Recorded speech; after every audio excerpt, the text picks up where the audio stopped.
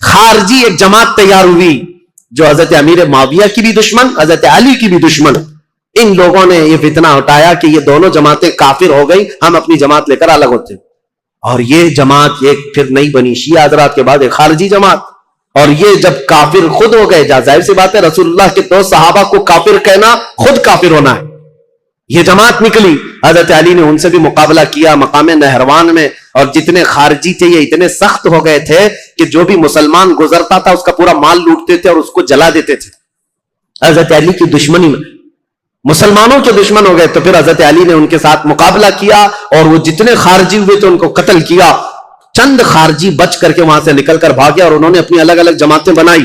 اب شدت بدلہ لینے کی شدت انتقام اتنا گھر کر گیا خارجیوں میں کہ 3 خارجی لوگ ایسے ہوئے میٹنگ کیا اور انہوں نے کہا دیکھو یہ روز روز کی جنگوں سے پریشان ہیں، یہ 3 بڑے لوگ جو ہیں علی بن ابی طالب، عمرو بن عاص، امیر معاویہ، ان تینوں کو قتل کر دیتے معاملہ ہی ختم ہو جائے گا. نعوذ باللہ. یہ 3 کاموں کے لیے عبد الرحمن بن ملجم، عمرو بن بکیر اور ایک شخص اور تھا برکہ بن عماد یا کچھ اس کا نام برکہ تھا. یہ 3 خارجی لوگ تھے. میٹنگ کیا، کہا ہم تینوں ایک ہی دن کا انتخاب کرتے ہیں، ایک ہی دن تینوں کو ماریں گے. 3 بڑے صحابہ کو، حضرت علی کو، حضرت عمرو بن عاص کو، حضرت امیر معاویہ کو. ان تینوں نے، حتیٰ کہ یہ جو عبد الرحمن بن ملجم ہے اس نے شادی کی، یہ عاشق تھا ایک عورت کا، اور اس نے شادی میں اپنی عورت کے مہر میں یہ رکھا تھا کہ 12,000 دینار مہر میں دوں گا اور علی بن ابی طالب کی گردن مہر میں دوں گا. قتل مہر میں رکھا تھا. اس قدر دشمنی کوٹ کوٹ کر بھری ہوئی تھی. اور ان تینوں نے ایک تاریخ متعین کی، رمضان المبارکہ کی. 17 رمضان کو تینوں اپنے اپنے علاقوں میں گئے. حضرت علی کوفہ میں تھے، حضرت عمرو بن عاص یہ مدینے میں یا دوسرے علاقے میں تھے، حضرت امیر معاویہ ملک شام میں تھے. تینوں پھیل گئے اپنے اپنے ان منصوبوں کو لے کر. اور حضرت امیر معاویہ حضرت عمرو بن عاص کے لیے جو لوگ گئے تھے، ایک برکہ اور ایک جو حضرت عمرو بن عاص کو قتل کرنے والا تھا، یہ تینوں بکیر، عمرو بن بکیر، یہ دونوں جو ہے اپنی پلاننگ میں فیل ہوئے. لیکن عبد الرحمن بن ملجم یہ تلوار کو زہر میں بجھا کر کے کوفہ میں روز انتقام کی آگ میں بھڑکتا رہا. اور حضرت علی رضی اللہ تعالیٰ عنہ ایک رات سوئے ہیں اور خواب میں رسول اللہ صلی اللہ علیہ وسلم کو دیکھا، جیسے حضرت عثمان اپنی شہادت کے دن ایک دن پہلے دیکھے. حضرت علی رضی اللہ تعالیٰ عنہ نے خواب میں رسول اللہ سے عرض کیا، یا رسول اللہ میری امت نے مجھے ٹھیس پہنچائی، آپ کی امت کے کچھ لوگوں نے مجھے ٹھیس پہنچائی. رسول کریم صلی اللہ تعالیٰ علیہ وسلم نے فرمایا، اے علی تم کل کھڑے ہو جانا، ان قریب وہ پوری قوم ہلاک ہوگی جس نے تجھے ٹھیس پہنچائی. رسول کریم صلی اللہ تعالیٰ علیہ وسلم نے فرمایا، اور ان کی زندگی میں ہی یہ حضور نے فرمایا تھا، علی جو جماعت تم سے نفرت کرے گی وہ جہنم میں جائے گی. حضور نے تو منافق کی علامت بھی یہ بتائے، جس کو علی سے بغض ہوگا وہ مومن نہیں منافق ہوگا، زندگی میں فرمایا تھا. تو حضرت علی نے خواب دیکھا، صبح حضرت حسن کو اٹھایا بستر سے، امام حسین کو اٹھایا، کوفہ میں تھے، کہا کہ چلو فجر کی نماز کے لیے جا رہے تھے. اور حضرت علی کی عادت تھی فجر کی نماز کے لیے لوگوں کو جگاتے تھے، ہر گھر سے آواز دیتے تھے زور سے. حضرت حسن اور حضرت حسین کو اٹھایا اور کہا میں نے خواب میں رسول اللہ کو دیکھا ہے، اور رسول پاک صلی اللہ تعالیٰ علیہ وسلم نے مجھ سے یہ فرمایا، وعدہ فرمایا. اور اس کے بعد یہ کہتے ہوئے حضرت علی محراب کی طرف بڑھ رہے تھے سارے لوگوں کو. یہ عبد الرحمن بن ملجم نے حضرت علی کرم اللہ وجہہ الکریم کے چہرے پر وار کیا، اور وہ تلوار سے حضرت علی رضی اللہ تعالیٰ عنہ کے انجانے میں چہرے سے ایسا گھاؤ بیٹھا کہ ایک کے بعد دیگرے کئی حملے کیے نماز پر جانے والے کے لیے. اور اسی وقت حضرت علی رضی اللہ تعالیٰ عنہ کے جسم میں زہر بھی سرایت کر گیا، چہرے سے لے کر حضرت علی رضی اللہ تعالیٰ عنہ کے کندھے تک زخم آیا تھا. آپ زمین پر آ گئے تو آپ کو سارے لوگوں نے اٹھایا. یہ فجر کا وقت تھا، 17 رمضان المبارک کی تاریخ تھی. مولا کائنات علی مرتضیٰ رضی اللہ تعالیٰ عنہ کو گھر لایا گیا تو آپ جام شہادت نوش فرما گئے. اس حیدر کرار فاتح خیبر کی شہادت ہو گئی 17 رمضان کو. مارنے والا قاتل عبد الرحمن بن ملجم اس کو پکڑ کر کے لوگوں نے ٹکڑے کر دیے تھے اور اس کے ٹکڑے جلا دیے گئے تھے. خارجی تھا، لیکن میرے عزیزوں مولا کرم اللہ وجہ الکریم علی بن ابی طالب کے قتل کے ساتھ ہی اسلام کا تاریخ کا ایک دروازہ بند ہو گیا. یہ ایک ایسا دور تھا جہاں پر خلافت راشدہ ختم ہو گئی. خلفائے راشدین جو 4 ہیں، اور بعض نے حضرت حسن بن ابی طالب کو بھی خلفائے راشدین میں شمار کیا.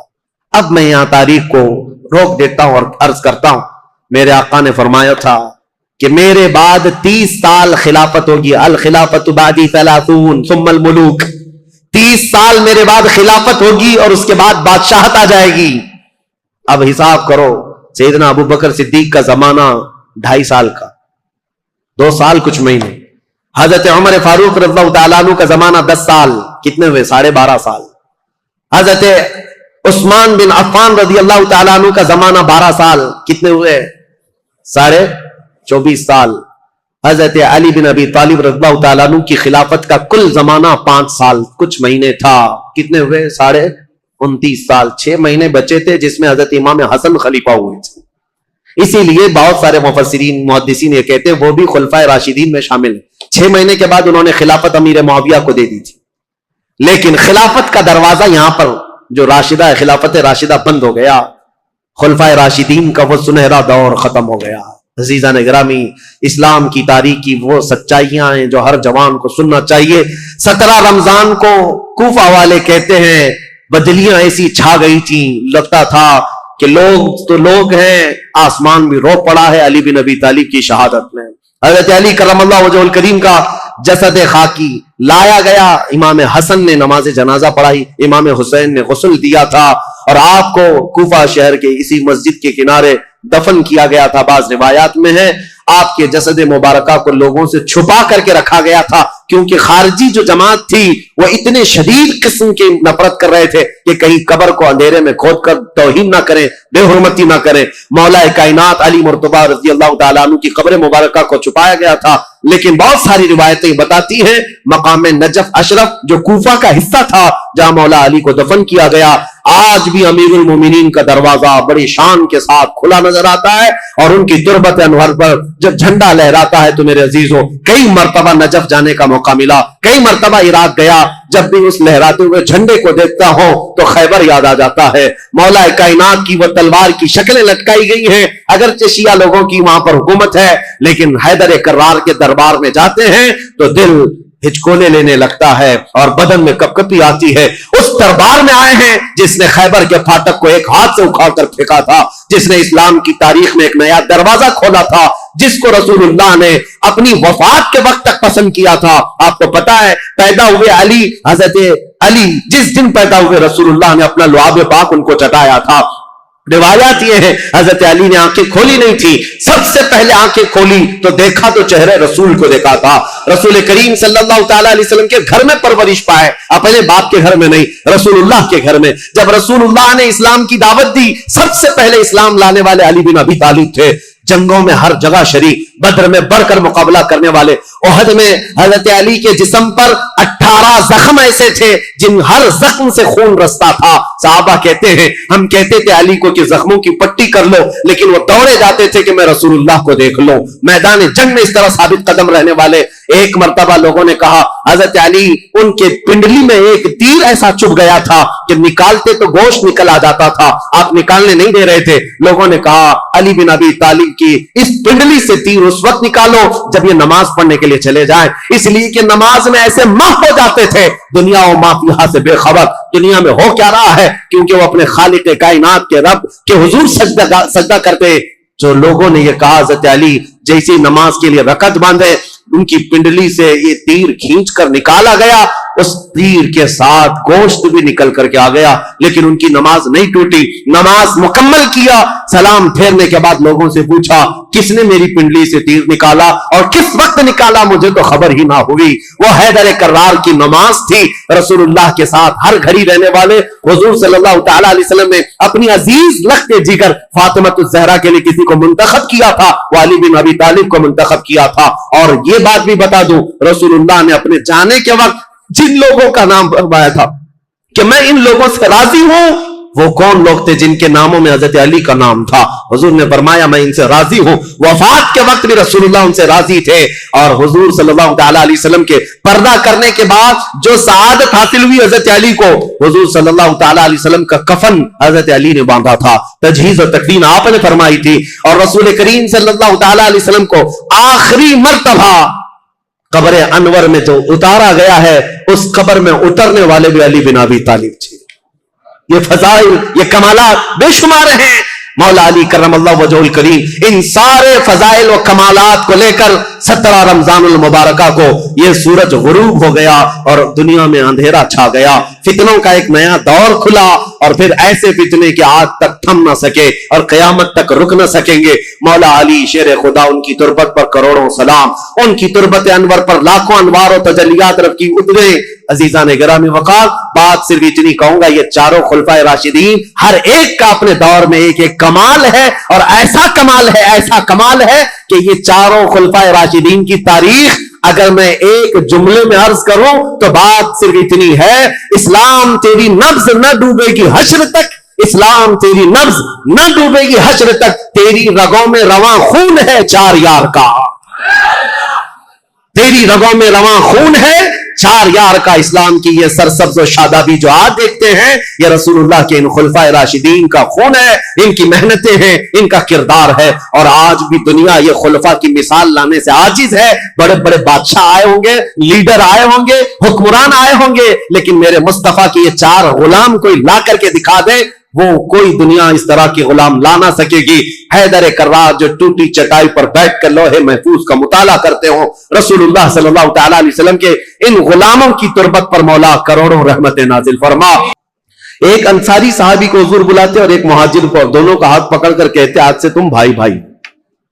जो ये अक़द मुआख़ात मैंने तारीख में बताया था, हुजूर ने हिजरत के बाद सबसे पहले काम ये फरमाया था, भाईचारगी कायम कर दी थी। तो ये जुबानी नहीं बल्कि वो सहाबा हकीकत में पूरी जिंदगी में उनको भाई बनाकर रहते थे, हत्ता कि अपनी जायदादों में भी उनको हिस्सा दिया है हुजूर ने, जिनको भाई बनाया। तो यह अक़द मुआख़ात चल रहा था, एक अंसार एक मुहाजिर, एक अंसार एक मुहाजिर, सबकी जोड़ियां बन गई मदीने में। और जब यह अक़द मुआख़ात खत्म हुआ तो हजरत अली अकेले बच गए, इनके लिए कोई अंसार जोड़ी के लिए बचा ही नहीं था। हुजूर ने सबकी जोड़ियां बना दी, फला मुहाजिर का फला अंसार भाई है। लेकिन हजरत अली गमगीन हो गए, कहा या रसूलुल्लाह सल्लल्लाहु अलैहि वसल्लम, मैं आखिर में तन्हा रह गया, मेरे लिए कोई अंसारी सहाबी भाई बनने को तैयार नहीं, या भाई ना बन सका। नबी पाक सल्लल्लाहु अलैहि वसल्लम ने हजरत अली से कहा, या अली अंत अखी फिद दुनिया वल आखिरा, क्या तू इस बात पर राजी नहीं, दुनिया में भी और आखिरत में तू मेरा भाई है। अंसार और मुहाजिरीन आपस में भाई हैं, लेकिन रसूलुल्लाह ने हजरत अली को अपना भाई कहा, आखी रसूलुल्लाह। वो हुजूर सल्लल्लाहु अलैहि वसल्लम के रिश्ते में भी भाई थे और यह अक़द मुआख़ात जो मदीने में हुई इसमें भी हुजूर के भाई बने। नबी करीम सल्लल्लाहु अलैहि वसल्लम की क़राबत ऐसी थी, एक मर्तबा यमन भेज रहे थे हुजूर इनको वहां का काजी बनाकर, तो जा रहे थे तो हुजूर सल्लल्लाहु अलैहि वसल्लम से अर्ज किया, या रसूलल्लाह उम्र छोटी है, मुकद्दमात नए नए आते हैं, फैसला करना मेरे लिए मुश्किल हो जाएगा, मैं कैसे जाऊं, एक नई वादी, नए लोग, नया मिजाज, नया मौसम। नबी पाक सल्लल्लाहु अलैहि वसल्लम ने उनके सीने पर हाथ मारा और कहा, मुझे तुम पर पूरा यकीन है, जो भी करोगे तुम अल्लाह उसके रसूल की रजा के मुताबिक करो।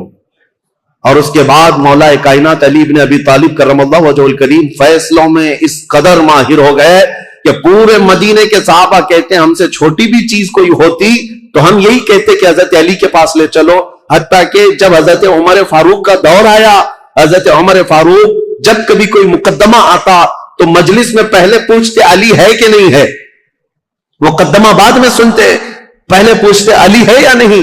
हजरत अली अगर नहीं होते मजलिस में, हजरत उमर कहते अली को आने दो, उसके बाद मुकद्दमा सुना जाएगा। और वो खुद कहते हैं, मैं उस मजलिस से पनाह मांगता हूं जिसमें अली बिन अबी तालिब ना हो। ये हजरत उमर फारूक रज़ियल्लाहु ताला फैसला लेने में हजरत अली करमल्लाहु वजहुल करीम की ये महारत थी, ये रसूलुल्लाह के सिर्फ दस्ते मुबारका की बात थी। हुजूर ने उनके सीने पर मारकर कहा था कि तुम अल्लाह उसके रसूल की रजा के मुताबिक फैसले करोगे।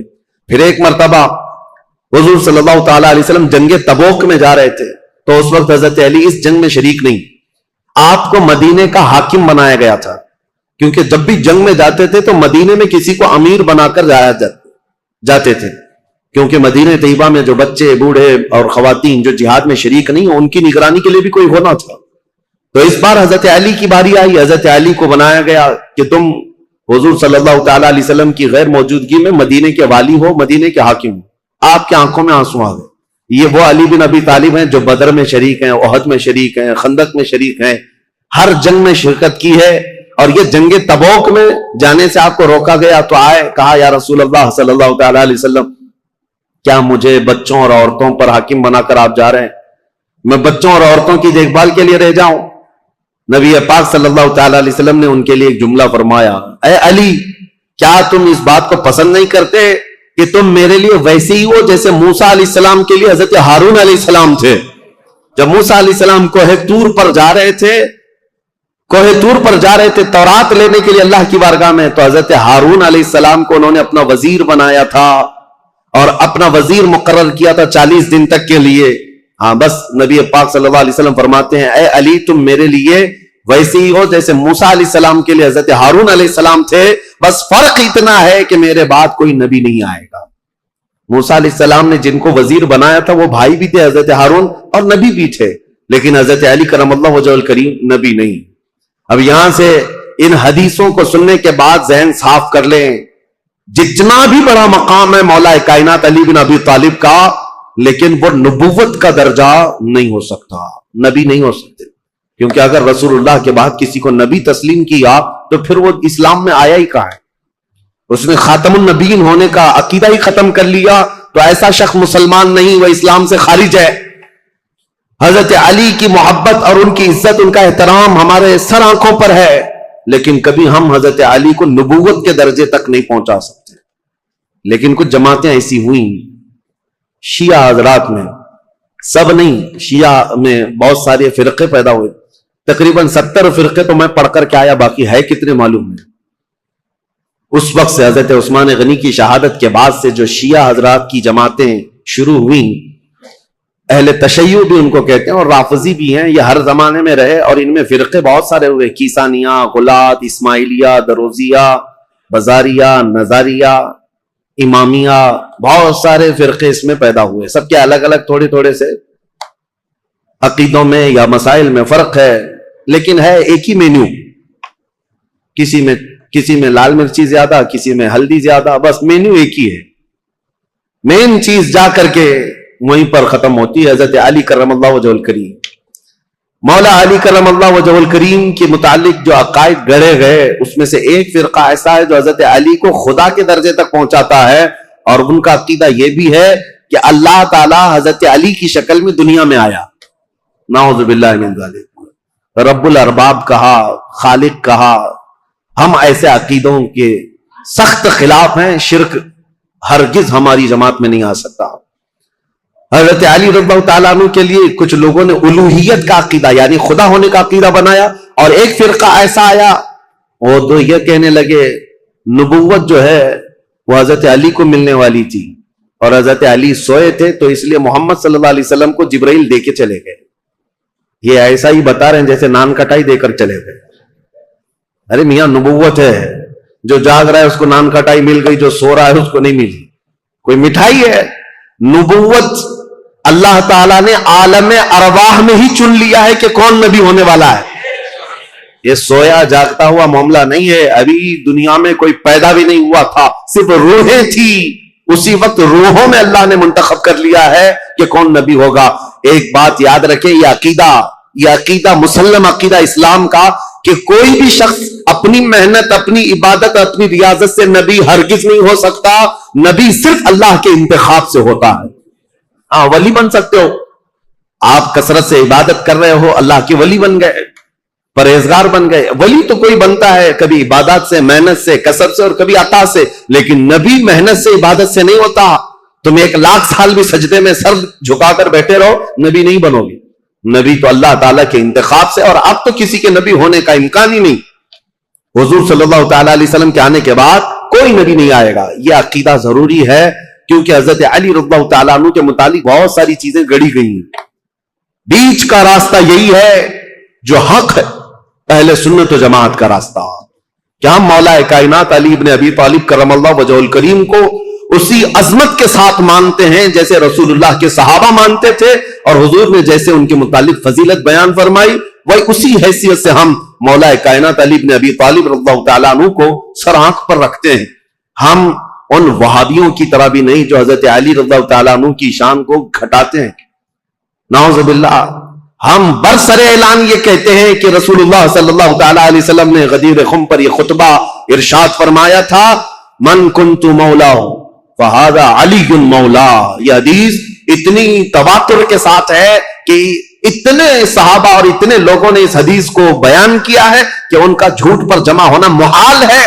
اس لیے یہ حدیث بڑے اعلیٰ درجے کی ہے. میرے آقا صلی اللہ علیہ وسلم نے فرمایا تھا، میں جس کا مولا ہوں علی بھی اس کے مولا، علی بھی اس کے مولا ہیں. اب اس حدیث کو لے کر کے بھی بہت سارے لوگ ہنگامہ مچاتے ہیں کہ رسول اللہ صلی اللہ تعالی علیہ وسلم تمام نبیوں کے مولا ہیں، تو حضرت علی نبیوں کے بھی مولا ہیں.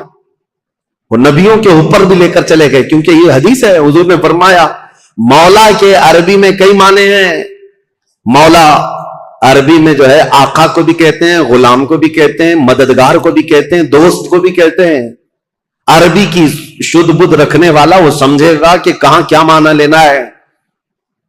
اسی طرح سے اگر عربی کی ترجمے کرنے لگ جائیں تو پھر اوٹ پٹانگ حرکتیں شروع ہو جائیں گی، جیسے گوگل ٹرانسلیٹ کر کے دے دیتا ہے.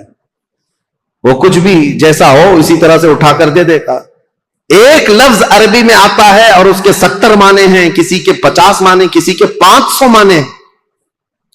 عربی کی ڈکشنری اگر آپ سمجھنا چاہیں تو بہت وسیع ہے، سمندر ہے یہ عربی لغت. یہاں تک کہ ایک ایک لفظ پر لوگوں نے کتاب لکھ ڈالی ہے عربی کے ایک ایک لفظ پر. تو مولا کا مطلب کئی معنی ہیں. تو جہاں پوری کائنات مراد ہوگی، حضور نے فرمایا میں جس کا مولا ہوں. یقیناً میرے نبی آقا ہیں، جس کے حضور آقا ہیں، حضرت علی بھی اس کے آقا ہیں. لیکن نبیوں کے متعلق یہ معنی نہیں لیا جائے گا. انبیاء اکرام افضل ہیں، پوری مخلوق میں سب سے افضل ہیں، اور جو بھی ہوگا نبیوں کے بعد افضل ہوگا. بہرحال میں یہ ٹاپک کو صرف آپ کے سامنے اس لیے رکھ رہا ہوں کہ سوشل میڈیا کے اس بھیانک دور میں انہی حدیثوں کا سہارا لے کر بھولے بھالے نوجوانوں کے دماغ میں یہ باتیں ڈالی جاتی ہیں. یہ چیزیں بھی لائی گئی ہیں حضرت علی نبیوں سے افضل ہیں. نہیں، اللہ کے انبیاء جتنے نبی ہیں وہ کائنات میں روئے زمین میں سب سے افضل انسان ہیں، اور ان کے بعد دوسرے صحابہ میں افضلیت ہے. سیدنا علی بن ابی طالب کرم اللہ وجہہ الکریم کے کمالات.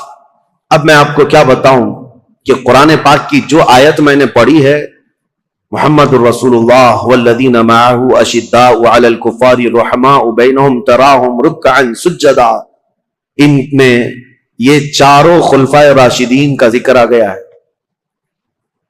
یعنی مفسرین یہ فرماتے ہیں اس آیت میں حضرت علی رضی اللہ تعالیٰ عنہ کا ذکر بھی ہے. اور ابن عساکر نے تو یہ روایت کیا ہے کہ قرآن کی تقریباً 300 آیتیں ایسی ہیں جس میں حضرت علی رضی اللہ تعالیٰ عنہ کی فضیلت ثابت ہوتی ہے. اتنی بڑی بات ہے یہ. مولا علی کرم اللہ وجہ الکریم کے فضائل و مناقب بے شمار ہیں. اب ان کا دور کیسے آیا ہے، ان کی فضیلتیں آپ سنتے رہتے ہیں. اور سچ فرمایا شاعر نے ان کی فضیلت میں ایک جملہ کافی ہے، شاہ مرداں شیر یزداں قوت پروردگار لا فتح الا علی لا سیف الا ذوالفقار. فارسی کا یہ لفظ ہے، فارسی کا یہ شعر ہے جس میں شاعر یہ کہتا ہے شاہ مرداں یعنی انسانوں کا کوئی بادشاہ ہے تو مولا کائنات علی بن ابی طالب ہے. شیر یزداں اللہ کا کوئی شیر ہے تو علی بن ابی طالب ہے. قوت پروردگار، دنیا میں اگر کسی کے پاس رب تبارک و تعالیٰ کی عطا کی ہوئی طاقت ہے، مظہر ہے کوئی، تو علی بن ابی طالب کو دیکھا جائے. لا فتح الا علی، شاعر یہ کہتا ہے حقیقت میں جوان کہلانے کے لائق کوئی ہے تو ابو طالب کا بیٹا علی ہے. اور پھر اگر تلوار کسی کی ذکر کرنے کے لائق ہے تو وہ ذوالفقار حیدری علی کی تلوار ہے. یہ ان کی تعریف میں کل ملا کر کے یہ جو جملے ہیں سب اس میں جمع ہو گئے. حضرت علی بن ابی طالب رضی اللہ تعالیٰ عنہ جنگ بدر میں جو کردار ادا کیے ہیں وہ بیان سے باہر ہے. جتنے لوگوں پر آپ بڑھ چڑھ کر کے حملہ کرتے رہے کفار و مشرکین جوانی کے عالم میں، حضرت علی رضی اللہ تعالیٰ عنہ کے متعلق بیان کیا بہت ہٹا کٹا جسم تھا، بہت توانا تھے طاقت سے، کافی بھاری آپ کا پیٹ تھا، اور لوہے کا خود پہننے کی وجہ سے ہمیشہ تو سر کے بال نکل گئے تھے. اتنی جنگوں میں شرکت فرماتے رہے، لوہے کی وہ ٹوپی ہوا کرتی تھی.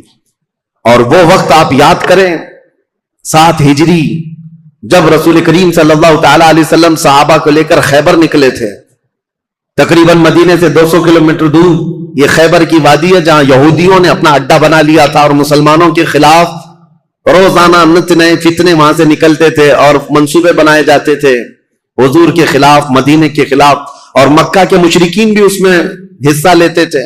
نبی کریم صلی اللہ تعالی علیہ وسلم کو خبر یہ ہوئی کہ خیبر کے یہودی ایک جنگ کرنے کے لیے آ رہے ہیں مدینے، اور انہوں نے مکہ کے کافروں کو بھی بلا لیا ہے، نجد کے کافروں کو بھی بلا لیا ہے، سب کو جمع کر کے دعوت دی ہے۔ حضور کو جیسی یہ خبر ملی، ابھی یہودی خیبر سے نکلتے کیا رسول اللہ خود صحابہ کے ساتھ خیبر پہنچ گئے۔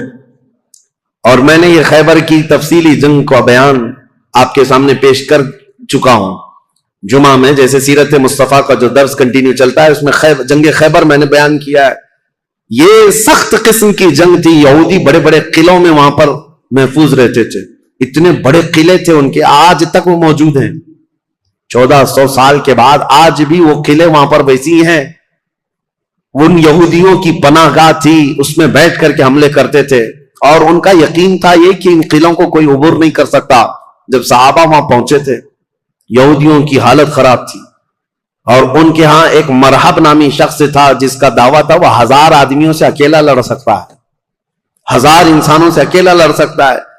خیبر میں چھوٹی چھوٹی جنگیں ہوئی، وہاں کے جتنے قلعے تھے وہ صحابہ جب فتح کرنے لگ گئے تو آخری جو ان کا قلعہ تھا مرحب، جس کے انتظام پر لگا رہتا تھا، یہودیوں نے اس کو اتارا تھا مرحب کو، کہ اب آخر میں اب تمہاری باری ہے، اگر تم نہیں بچا پائے ان مسلمانوں سے تو ہمیں کوئی نہیں بچا پائے گا۔ مرحب مسلمانوں سے جنگ کرنے کو اپنی توہین سمجھتا تھا کہ یہ چھوٹے بادیہ نشین لوگ ہیں، کھجور کھا کر زندگی گزارتے ہیں، پیون لگے کپڑے پہنتے ہیں، ان کے پیروں میں چپل تک نہیں ہوتی، یہ ہم سے جنگ کرنے آئے ہیں، بڑے تحقیر سے حقارت سے دیکھا کرتا۔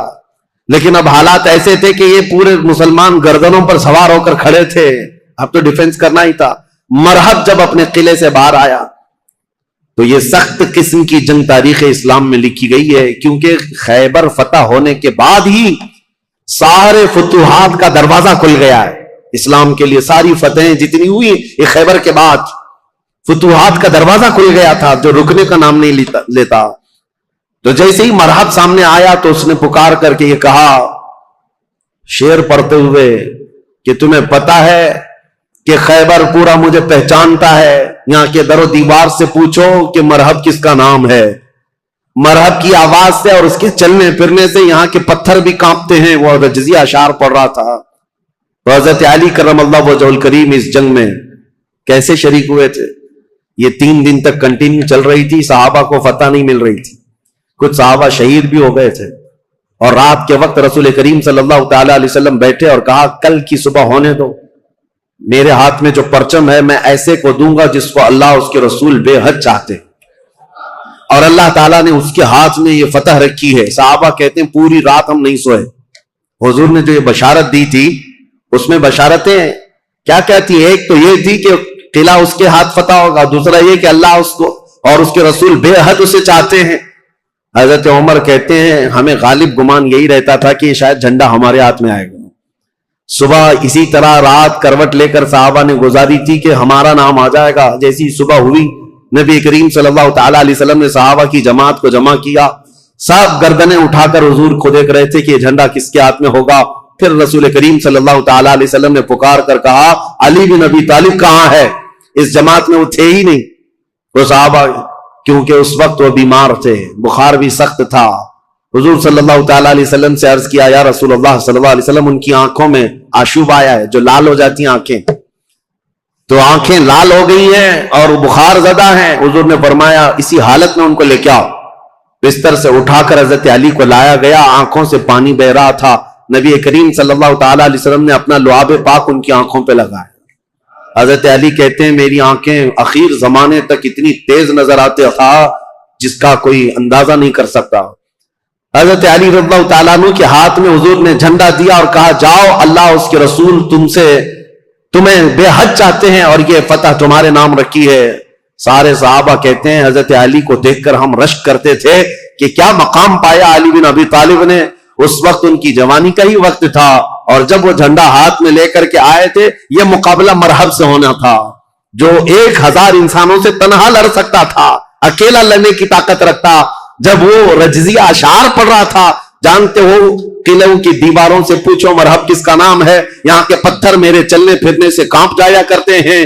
फिर हजरत अली आगे आए, पूछा मरहब ने तुम कौन हो? हजरत अली ने कहा अनल्लज़ी सम्मतनी उम्मी हैदरा, मैं वो हूं कि मेरी मां ने मेरा नाम हैदर रखा है।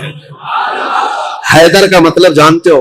हैदर का मतलब जंगल में, घने जंगलात में अपने पैर फैलाए हुए निहायत ही सख्त किस्म का चेहरा लेकर के भूखा पलटवार करने वाला वो शेर बपर जिसको देख करके पूरे जंगल में हैबत तारी होती है, उसको अरबी में हैदर कहा जाता है। हजरत अली कहते हैं, अरबी जानने वाले समझ सकते थे, उन्होंने रजजिया अशार में हजरत अली ने सिर्फ इतना कहा अनल्लज़ी सम्मतनी उम्मी हैदरा, मैं तो वो हूं कि मेरी मां ने मेरा नाम हैदर रखा है। मरहब ने कहा तुझ जैसे छोटे लड़के से मैं मुकाबला करने को अपनी तौहीन समझता हूं, मैं तौहीन समझता हूं। हजरत अली ने कहा रसूल करीम सल्लल्लाहु ताला अलैहि वसल्लम की जमात से हूं, पहले मुझसे मुकाबला कर लो, बाद में बड़े तुम्हारे मुकाबले में आ जाएंगे। जब मरहब उतरा हजरत अली करमल्लाहु वजहुल करीम के मुकाबले में, तारीख आज भी गवाह है, उसके लोहे की टोपी, उसका लोहे का लिबास इतना महंगा हुआ करता था, और वो तलवार लहराते हुए आया और पहली तलवार इतनी तेज मारा था कि हजरत अली रज़ियल्लाहु ताला अन्हु पर वार जो हुआ, हजरत अली रज़ियल्लाहु ताला अन्हु ने उसके वार की चमक को देखा, और जंग के मैदान में जो तलवार की चमक थी, लोग देख करके हैरान थे, इतनी तेज वो तलवार चलाता था। जो साहबा कहते हैं हमें खौफ हो गया, डर हो गया कि अली बिन अबी तालिब घोड़े पर है, एक ही बार उसने ऐसा किया है कि उसकी आवाज फिजा में गूंज रही है, अली का क्या होगा। हजरत अली रज़ियल्लाहु ताला अन्हु बिल्कुल बेखौफ थे। अल्लाह के शेरों को आती नहीं रूबाही, अल्लाह का जो शेर होता है वो लोमड़ी कभी बनी नहीं सकता। मौला कायनात अली इब्न अबी तालिब ने उसके 2 वार के बाद अपना जो पहला वार मारा, साहबा कहते हैं हजरत अली की 2 धारी तलवार थी, मरहब के सर पर लगी और उसके लोहे की टोपी को काटते हुए मरहब के सीने तक आ गई। एक ही वार में मरहब को जमीन पर ठंडा कर दिया था। फातह खैबर हजरत अली रज़ियल्लाहु ताला अन्हु एक ही बार में मरहब को ठंडा किया, और उसके बाद उसी के अशार हजरत अली ने पढ़कर लोगों को सुनाया, ऐ लोगों सुनो, ये जो ठंडा हुआ है जिस्म, ये वही है जिसकी चलने फिरने की आवाज पत्थर सुना करते थे, दीवार सुना करते थे। अब इस खैबर के किले के दरो दीवार भी जानेंगे कि जिससे वो हैबत खाते थे, उसको जमीन पर किसने मार गिराया। फिर हजरत अली ने कहा, ऐ यहूदियों, आज के बाद से खैबर के हर किले से आवाज आएगी कि कोई आया था जिसका नाम उसकी मां ने हैदर रखा था। अज़ीज़ान गिरामी, ये तारीख की सच्चाइयां इसलिए मैं अर्ज कर रहा हूं। मौला अली बिन अबी तालिब करमल्लाहु वजहुल करीम, इस जंग में सहाबा की रिवायत है, इब्ने असाकिर की रिवायत यह है कि हजरत अली बढ़ते गए उस किले के फाटक को तोड़ दिया था, जो दरवाजा हुआ करता था। साहबा कहते हैं हजरत अली ने ऐसे उसको उखाड़ दिया था, और वो दरवाजा एक हाथ में लेकर उसको ढाल बनाकर लड़ते रहे। जब कभी सामने से कोई तीर आता या तलवार आती तो ये दरवाजे को ढाल बना करके लड़ते थे। तुम अपने घर का दरवाजा उठा करके देखो, खैबर का दरवाजा अलग है, अपने घर का दरवाजा भी नहीं उठा पाओगे। आज के नौजवानों की बात कर रहा हूं। वो खैबर का दरवाजा ऐसा था कि उसके बाद हजरत अली ने उसको अपनी पीठ पर रखा दरवाजे पर। कई सहाबा तो उसके ऊपर से चढ़ करके किले के अंदर गए, और सहाबा कहते हैं उसके बाद उस दरवाजे को 16 गज आगे उन्होंने एक ही हाथ से फेंका था। रसूल करीम सल्लल्लाहु ताला अलैहि वसल्लम का फरमान हुआ, इस दरवाजे को रास्ते से हटाया जाए। सहाबा कहते हैं हम 40 लोग मिलकर नहीं उठा पा रहे थे, और अली बिन अबी तालिब तन्हा एक हाथ से उठाकर उसको फेंक चुके थे। ला फता इल्ला अली, ला सैफ इल्ला जुल्फिकार। ये शुजाअत, ये जमा मर्दी अल्लाह के शेर को अल्लाह ने अता की है। कुव्वत परवरदिगार, मेरे अजीजों, उनके फजाइल, उनके मनाकिब, उनके कमालात बयान से बाहर हैं। लेकिन अब खिलाफत का दौर शुरू है, इसलिए कि हम तारीख बयान कर रहे हैं। फजीलतें हर साल आप सुनते रहते हैं, और इस साल जाहिर सी बात है मैं जो टॉपिक लेकर के चल रहा हूं वो तारीख इस्लाम है। हर बच्चे को, हर जवान को तारीख याद रखना बहुत जरूरी है।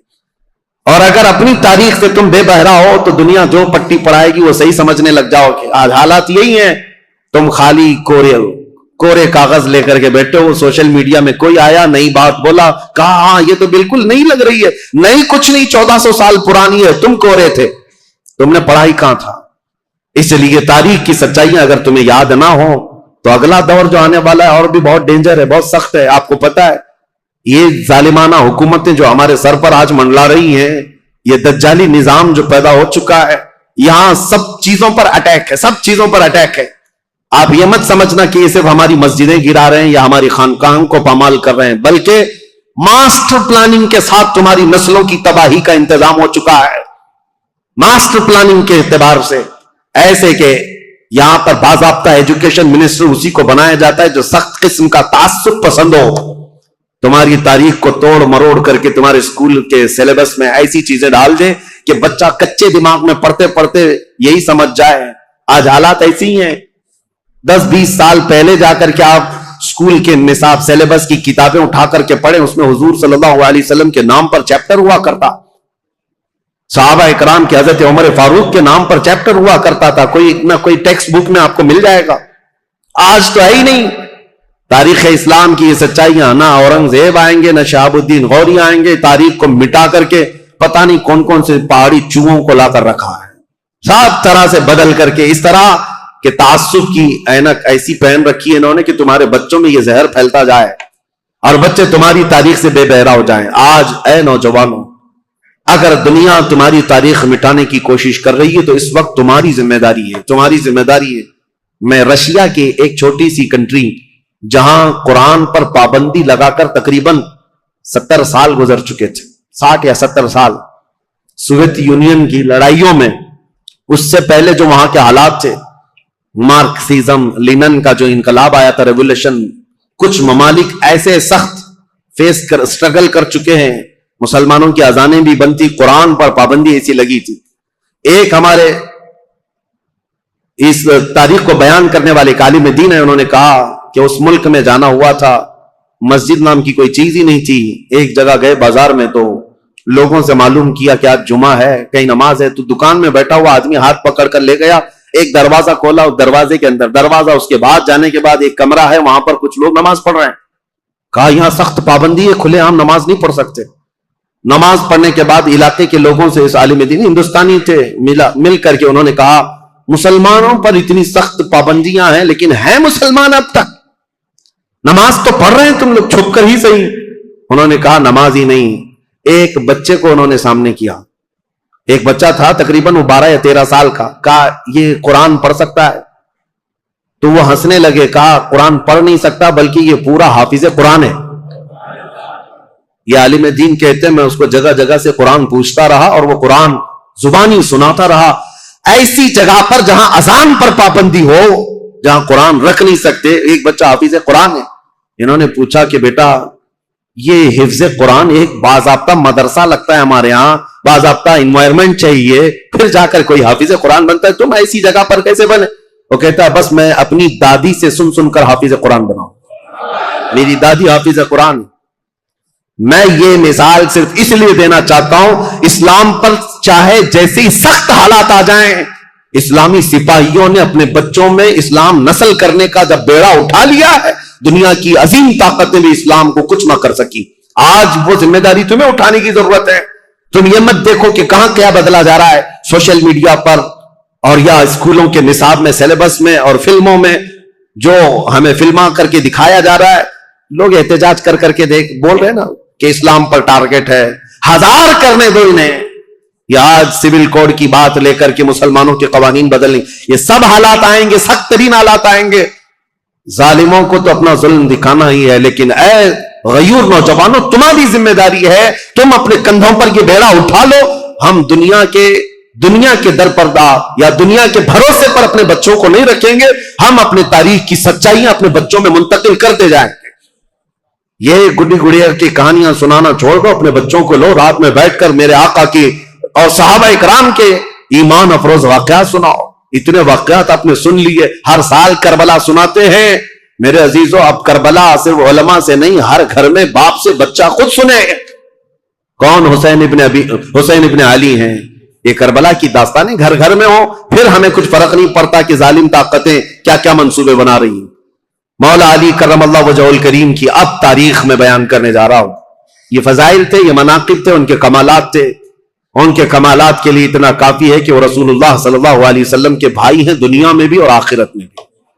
ان کی فضیلت کے لیے اتنا کافی ہے کہ رسول اللہ صلی اللہ تعالی علیہ وسلم نے उनके लिए ये फरमाया कि तुम मेरे लिए वैसी ही हो जैसा मूसा अलैहिस्सलाम के लिए हारून अलैहिस्सलाम थे, बस फर्क इतना है कि मेरे बाद कोई नबी नहीं होगा। उनकी फजीलत के लिए इतना काफी है कि सैयदा कायनात फातिमतुज़ ज़हरा उनके निकाह में हैं और जन्नती जवानों के सरदार हसन और हुसैन उनके बेटे हैं। विलायत का सर चश्मा हजरत अली तक पहुंचता है। अब खिलाफत का जो दौर है, ये जाहिर सी बात है कॉम्प्लिकेटेड चीज, हुकूमत, सियादत, इमारत, खिलाफत ये आसान चीज नहीं है मेरे अजीजों। हर जमाने में, हर दौर में ये ओहदा हमेशा इख्तिलाफी होता ही रहा है, लेकिन सहाबा के दिलों में हुजूर सल्लल्लाहु तआला अलैहि वसल्लम ने खालिस अल्लाह की मोहब्बत रखी थी।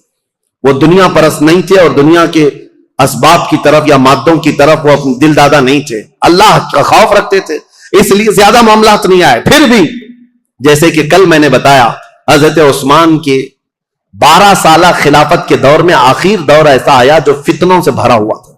अब्दुल्ला बिन सबा नाम का एक यहूदी जिसने ये बीज बोया और एक जमात पैदा कर दी और मुसलमानों में इंतशार और फिरका पैदा होना शुरू हो गया। और सबब कहां, ये फितना कहां तक पहुंचा, हजरत उस्मान गनी का कत्ल हो गया मदीने में। ये पहला कत्ल है जो मुसलमानों के हाथ हुआ है, हजरत उस्मान गनी का कत्ल। हजरत उमर को भी शहीद किया गया, लेकिन वो तो एक आग का पुजारी था, अबू लुलू फैरोज मजूसी। लेकिन हजरत उस्मान का जो कत्ल हुआ है वो आपसी इंतशार की वजह से हुआ। तफसील मैंने बताया, जगह जगह इनकलाब इनकलाब नाम से कुछ जमातें खड़ी होती थी। उनको ये चाहिए था रेवोल्यूशन और उनको जिद्दत, नयापन चाहिए था। हजरत उस्मान का खिलाफत का जमाना 12 साल हो रहा था और ये वक्त यहां तक आ पहुंचा कि मदीने में पहुंच करके इन सबाइयों ने, मिस्र के रहने वाले बलवाइयों ने हजरत उस्मान का कत्ल कर दिया। ये कत्ल सहाबा के लिए बहुत बड़ा सदमा था। जितने बड़े सहाबा थे इस कत्ल के खिलाफ थे। खुद हजरत अली करमल्लाहु वजहुल करीम इसकी सख्त मजम्मत करते रहे और कहते रहे कि रसूलुल्लाह सल्लल्लाहु अलैहि वसल्लम के हरम मदीना को जिसने हलाल कर दिया खून से हजरत उस्मान के, वो दुनिया का बदतरीन शख्स है। और हजरत अली के फरामीन है कि मैं समझता हूं कत्ल उस्मान सबसे बदतरीन फितना है। अब हालात हो गए, उनके कत्ल के बाद जनाजा हो गया, तदफीन हो गई, जन्नतुल बकी में आप दफन। अब खिलाफत का मसला आया कि अब कौन खलीफा बनेगा। जैसे हजरत अबू बकर की खिलाफत, कैसे तमाम मुसलमानों ने इत्तेफाक राय से आपको खलीफा चुन लिया था, और हजरत उमर को हजरत अबू बकर ने जाते वक्त खुद ही ऐलान कर दिया था, इसलिए इख्तिलाफ नहीं हुआ, सहाबा ने उनको चुन लिया। और हजरत उस्मान की खिलाफत कैसे हुई थी, 6 सहाबा जमा हुए थे। कल जैसे मैंने बताया मजलिस शूरा उसको कहते हैं, जिसमें हजरत साद इब्न अबी वक्कास, अब्दुर्रहमान बिन औफ, हजरत जुबैर, हजरत तलहा और हजरत अली, हजरत उस्मान, ये 6 लोग थे। हजरत उमर ने जाते जाते इनको मुंतखब किया था, ये 6 लोग जिसको मुंतखब करेंगे वो खलीफा होगा। इन 6 में से 2 तो पहले ही हट गए कि हमको खिलाफत का कोई इरादा नहीं है, और बाकी जो 2 थे उन्होंने अपनी खिलाफत दूसरे को सुपुर्द कर दी। जैसे हजरत जुबैर ने हजरत अली को दे दिया, हजरत तलहा ने हजरत उस्मान को। बच्चे 2 ही थे, हजरत अली और हजरत उस्मान, जो खिलाफत के दावेदार। लेकिन हजरत अब्दुर्रहमान बिन औफ ने दोनों से वादा ले लिया था, हम जिसकी बैत करेंगे एक दूसरा उसकी पैरवी करेगा, इताअत करेगा। तो जब हजरत उस्मान की बैत हो गई तो हजरत अली ने भी बैत किया। अब ये पूरी रिवायत मुस्नद अबी याला में, तारीख इब्ने असाकिर में, खुद हजरत अली करमल्लाहु वजहुल करीम से मनकूल ये रिवायत मैं आपके सामने रखता हूं।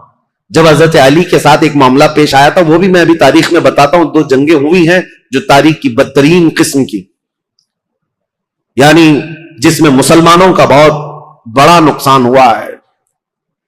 उन जंगों के मुतालिक जिक्र करना मुसलमानों में ये जरूरी नहीं है, लेकिन अभी दौर ऐसा आ गया है कि चूहे बहुत आ गए हैं और तुम्हारे वायर काटने पर लगे हुए हैं, इसलिए हमें हकीकत थोड़ी बयान करनी पड़ी। जंगे जमल, जंगे सिफैन के मुतालिक खलफशार मचा कर रखा है कुछ लोगों ने, इसलिए हकीकत क्या है वो बताऊंगा। उस वक्त जब बसरा में गए थे हजरत अली, एक मशहूर ताबई हैं और एक साहबी हैं हजरत अहनफ बिन कैस, उन्होंने पूछा था हजरत अली से, ऐ अली आज आप अपने घोड़े पर सवार होकर बसरा तक आ गए हैं, आप ये बताएं रसूल पाक सल्लल्लाहु तआला अलैहि वसल्लम ने क्या आपको इसका हुक्म दिया था, या आप यहां तक किस लिए आए। तब हजरत अली ने तफसीलन एक हदीस पर जो हजरत अली से मरवी है बयान किया, कहा लोगों सुनो, میری قرابت رسول اللہ سے کیا ہے وہ بتانے کی چندہ ضرورت نہیں، میری رشتہ داری کیا ہے. لیکن جب رسول کریم صلی اللہ تعالی علیہ وسلم کی وفات ہوئی تو ہمیں ڈر یہ تھا کہ اختلاف پیدا ہو جائے گا مسلمانوں میں، لیکن اللہ کریم ایسا کرم کیا کہ حضرت ابو بکر صدیق کو مہاجرین اور انصار سب نے بالاتفاق خلیفہ مان لیا. حضرت علی کہتے میں بھی اس میں تھا، میں نے بھی حضرت ابو بکر کی خلافت کو تسلیم کیا، اور صرف اتنا نہیں کہ نہ چاہتے ہوئے، بلکہ حضرت علی کہتے وہ اس کے اہل تھے اور اس کے حقدار تھے، ان سے افضل ہمیں کوئی نہیں تھا.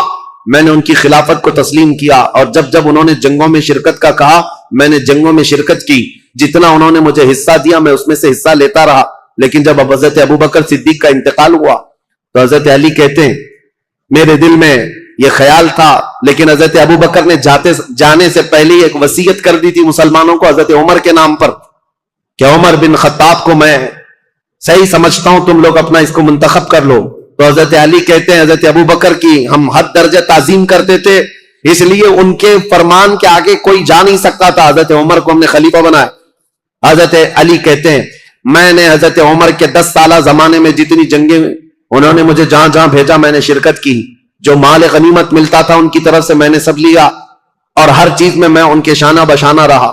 پھر جب حضرت عمر کا انتقال ہوا تو وہ کہتے ہیں کہ وہ مجلس شورا بنا کر گئے تھے 6 لوگوں کی، اس میں میں بھی تھا، اور اس میں 6 لوگوں میں جب انتخاب کرنے کی بات آئی تو 2 ہٹ گئے اور 2 نے ہمارے حوالے کر دیا.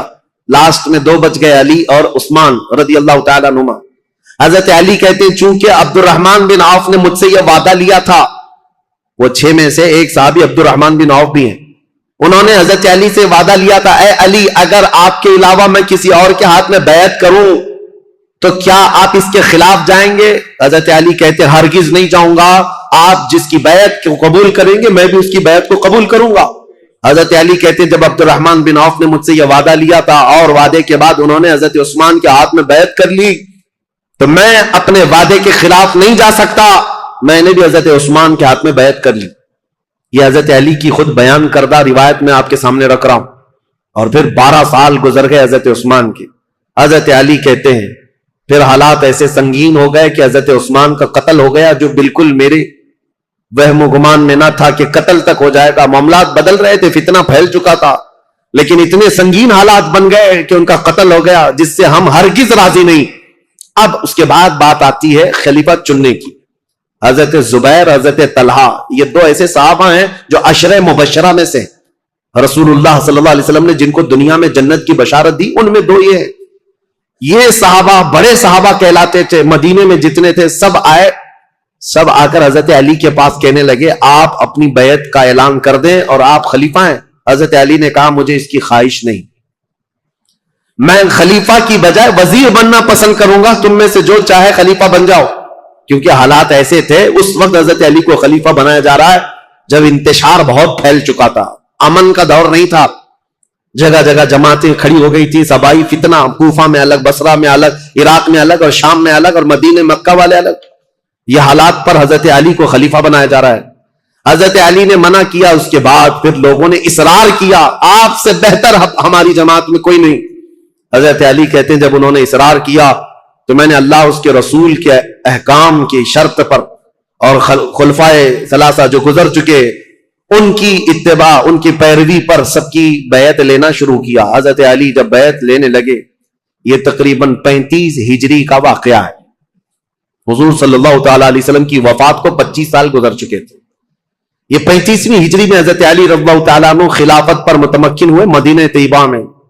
اب خلافت کا پہلا دور ہے، یعنی ابھی پہلا دن ہے. آپ بہترین خطیب تھے. حضرت علی کرم اللہ وجہ الکریم خطبہ بہت اعلیٰ دیا کرتے. خطبے کے بعد آپ یہ جو فتنہ پھیلا تھا اس کو ٹھنڈا کرنے کے لیے کوششیں فرما رہے تھے. لیکن اسی اسنا میں ہوا کیا، حضرت علی رضی اللہ تعالیٰ عنہ نے 2 دنوں کے بعد بہت سخت قسم کے فیصلے لیے.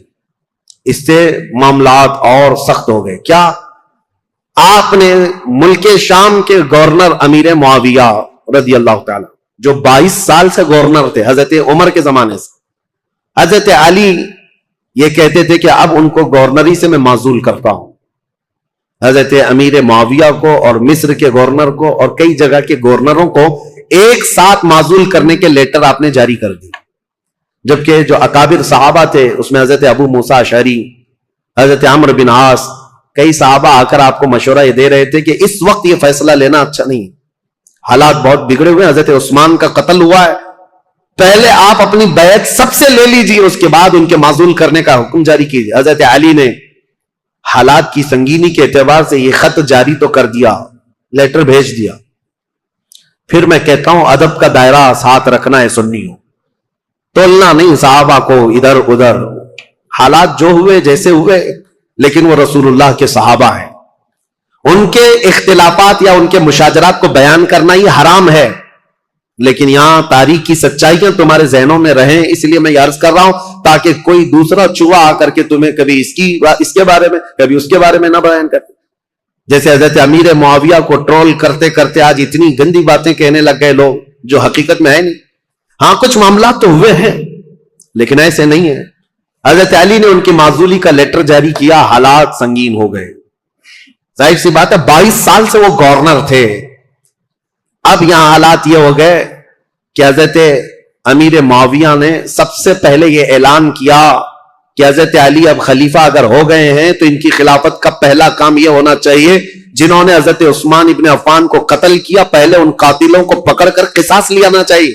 खलीफा इस्लाम का कत्ल हुआ है, आम आदमी का कत्ल नहीं हुआ है। खलीफा इस्लाम को कत्ल करने का मतलब इस्लाम के पिल्लर को हिला देना। हजरत अमीर मुआविया शद्द मत से बहुत जोर शोर से यह मुतालबा शुरू कर दी, और मुतालबे में भी इतना कि हजरत अमीर मुआविया ने मदीने एक कासिद को भेजा और हालात मालूम करके हजरत उस्मान का वो जुब्बा मंगवाया जिसमें उनकी शहादत हुई थी। वो खून से तरबतर था। हजरत उस्मान जिसमें शहीद हुए थे वो जुब्बा मौजूद था, और उनकी बीवी हजरत नायला उस वक्त मौजूद थी जो हजरत उस्मान के घर में उनकी उंगलियां कट गई थी, बीच बचाव में या जख्मी हो गई थी उनकी कटी हुई उंगलियां, और हजरत उस्मान का जुब्बा हजरत अमीर मुआविया ने दिमश्क मुल्क शाम मंगवाया। अब ये जब चीजें आई तो हजरत अमीर मुआविया ने मिंबर पर रख करके लोगों से कहा, खलीफा इस्लाम का बेदर्दी के साथ कत्ल हुआ है, जबकि जो वजूहात बताई जा रही है वो बहुत छोटी हैं। हजरत उस्मान ने गलती क्या की थी, उनका जुर्म क्या था जिसकी वजह से ये कत्ल हुए। और ये जुब्बा जैसे ही मुल्क शाम में पहुंचा, हंगामा बर्पा हो गया। तकरीबन 60,000 लोग खड़े हो गए ये मुतालबा करने के लिए कि खलीफा इस्लाम उस्मान बिन अफ़्फ़ान के कत्ल का किसास लेना जरूरी है। जिन लोगों ने कत्ल किया है खलीफा इस्लाम को, उनका मुतालबा करना अपनी जगह पर था।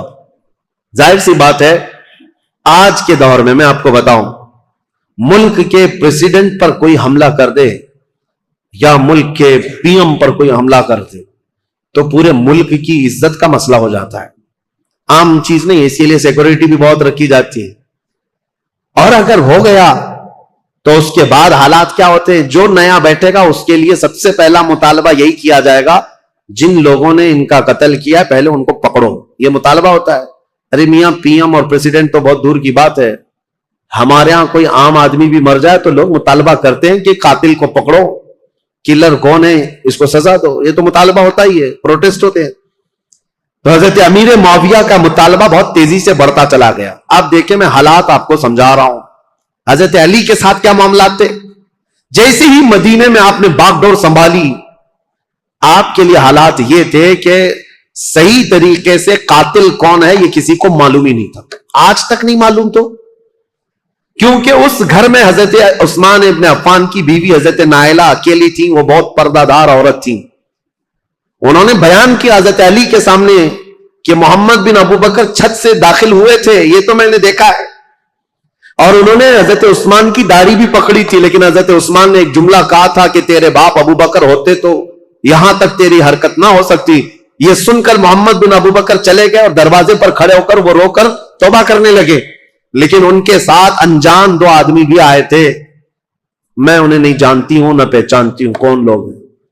और उसके बाद हजरत नायला जो हजरत उस्मान की बीवी उस वक्त जो मौजूद थी, वो कहती हैं कत्ल होने के वक्त मैं वहां मौजूद नहीं थी, कत्ल हो गया। हजरत अली के सामने ये मुकदमा है, बड़ा सख्त है, किसी अनजान को कत्ल तो नहीं कर सकते पकड़ करके पूरी जमात को। जाहिर सी बात है आप मॉब लिंचिंग भी हो जाती है तो इस पूरे मॉब को जो है ना सजा नहीं देते, हुकूमत, पर्टिकुलर एक आदमी कौन है जो मर्डर किया है उसको पकड़ना जरूरी होता है, मॉब का जो हमला होता है, ये सब लोग इसमें शरीक होते हैं। सजाएं छोटी छोटी हो सकती है, लेकिन मर्डर का जो जुर्म है वो सब पर नहीं आता।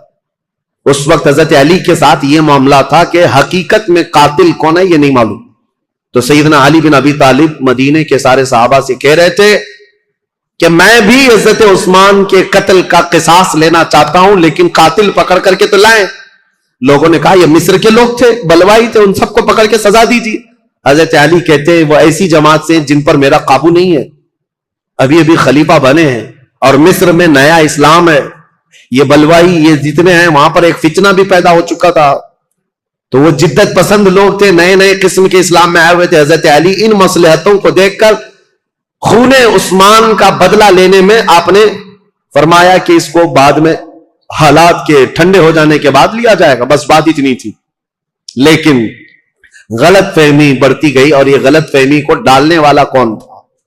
इसीलिए मैंने कल आपके सामने एक नाम बताया था, अब्दुल्ला बिन सबा, ईरान का रहने वाला एक यहूदी जो इस्लाम में आया था। इसने अपना काम शुरू कर दिया, मदीने में जाकर और दीगर जगह पर मुल्क शाम में लोगों को भड़काना शुरू किया। पहले तो हजरत अली की हिमायत में बोलता था, अब हजरत अली खिलाफत पे आए तो हजरत उस्मान के कत्ल का बदला लेने के लिए उभारने लग गया। अब हुआ ये कि हजरत आयशा सिद्दीका रज़ियल्लाहु ताला अन्हा, इनका भी किरदार है तारीख में, उम्मुल मोमिनीन है, जुबान ना खोलना उनके लिए भी गुस्ताखी के लिए, ईमान बर्बाद हो जाएगा। उम्मुल मोमिनीन है, रसूलुल्लाह सल्लल्लाहु अलैहि वसल्लम की महबूबा है, जोजा है। ये हज पर गई हुई थी और हज से वापस आने के वक्त हजरत उस्मान का कत्ल हो गया था और ये खबर हजरत आयशा को पहुंच गई। हजरत आयशा का मकाम था सहाबा में सब में भी, क्योंकि उम्मुल मोमिनीन है, सब लोग एहतराम करते थे। हजरत आयशा के पास जब ये खबर पहुंची तो हजरत जुबैर और हजरत तलहा ये दोनों हजरत अली के हाथ पर बैत कर चुके थे मदीने में, लेकिन हालात जब संगीन होने लगे तो ये मदीना छोड़कर मक्का चले गए। कौन? ये बड़े दो सहाबा अशरा मुबशरा में। हजरत जुबैर हुजूर सल्लल्लाहु ताला अलैहि वसल्लम के ये भी भाई लगते हैं, फूफी के बेटे हैं, सगी फूफी के बेटे हैं हजरत जुबैर, जैसे हजरत अली चाचा के बेटे हैं, हजरत जुबैर फूफी के बेटे हैं। तो हजरत जुबैर और हजरत तलहा दोनों मक्का चले गए और ये दोनों जाकर हजरत आयशा से मुलाकात किया पर्दे में और उनको हालात बताए मदीने में क्या क्या हुआ, हजरत उस्मान का कत्ल कैसे हुआ। हजरत आयशा बहुत जलाल में आई, कहा हम जानते हैं उस्मान बिन अफ़्फ़ान के अखलाक और उनकी किरदार को, सारे सहाबा उनकी पाकीज़गी की गवाही देते थे। हजरत आयशा कहती है मैं वो दिन भी जानती हूं जब रसूलुल्लाह सल्लल्लाहु ताला अलैहि वसल्लम हुजरे में बैठे होते, कई लोग आते, हुजूर इसी तरह लेटे रहते, जब उस्मान आते तो हुजूर अपनी तहबंद सही कर लेते थे। हजरत आयशा कहती है मैं गवाह हूं और मैं पूछती या रसूल अल्लाह, उस्मान के आने पर अपनी तहबंद आप पैर से नीचे तक करते हैं और उठकर बैठते हैं, क्यों ऐसा? हजरत उस्मान के मुतालिक हुजूर ने फरमाया ऐ आयशा, क्या मैं उससे हया ना करूं जिससे अल्लाह के फरिश्ते हया करते हैं? अल्लाह के फरिश्ते जिससे हया करते हैं। मेरे अजीज, हजरत आयशा ने जब ये कहा और वो जलाल में आई, वापस मक्का लौट कर आई, कहा जब मदीने के हालात इतने खराब हो गए तो अब क्या करना चाहिए? मक्का वालों को जमा करके हजरत आयशा ने खुतबा दिया और उस खुतबे में आपने यही फरमाया कि उस्मान बिन अफ़्फ़ान खलीफा इस्लाम थे, खलीफा बरहक थे, उनका कत्ल पूरे इस्लाम के लिए कलंक है, इसका बदला तो लेना होगा, किसास जरूरी है, वरना इस्लाम पर यह धब्बा हमेशा के लिए रह जाएगा। हजरत आयशा की तकरीर पर जोश आया लोगों में और फिर मक्का वाले भी जमा हो गए। मक्का वालों ने सब आकर के हजरत आयशा से कहा कि यह बदला लेने का तरीका क्या है? हजरत अली खलीफा हो गए और उन्होंने सबसे बैत ली है, लेकिन तरीका क्या है? हजरत आयशा अब इस बारे में मशवरा कर रही थी, हाँ तरीका क्या है, इस पर भी तो सोचना चाहिए कि खून उस्मान का बदला लेना है, लेकिन वो कौम मिस्र की रहने वाली है और मिस्र में हमारी पहुंच नहीं, कैसे? तो इसमें जब सहाबा की मीटिंगें होने लगी मक्का में, तो अब मैं आपको बताऊं, यहां से एक नई जंग की इब्तिदा हो गई।